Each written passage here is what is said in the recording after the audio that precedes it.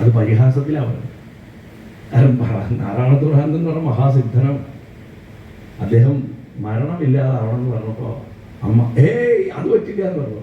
ഇത് നീയൊക്കെ എന്ത് കാളിയാണ് എന്ന് ചോദിച്ചിട്ട് അമ്മ കളിയാക്കി.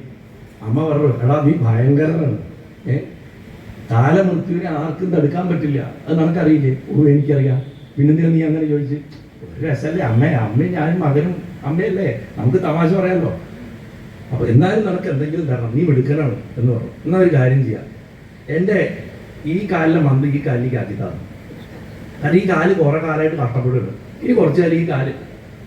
ഇതെന്ത് വരോടോ, നിനക്ക് ആ മന്ത് മാറണമെന്ന് പറഞ്ഞാൽ പോരെ? അതല്ല അമ്മ, അപ്പം അങ്ങനെയാണ് ഞാൻ എങ്ങനെ കർമ്മഫലം എങ്ങനെ അനുഭവിച്ച് തീർക്കും? വീണ്ടും അമ്മ ഇപ്പം ഇത് മാറ്റിത്തരും. ഈ കർമ്മഫലം അപ്പോഴും സ്റ്റോറിലിരിക്കും. നാളെ ഞാൻ വീണ്ടും ജനിക്കട്ടെ ഇത് അനുഭവിക്കാൻ. ഇല്ലുമംഗലത്തിൻ്റെ വയറുവേദന വികാരപ്പം മാറ്റി കൊടുക്കാതിരുന്ന കഥ പോലെയാണ്.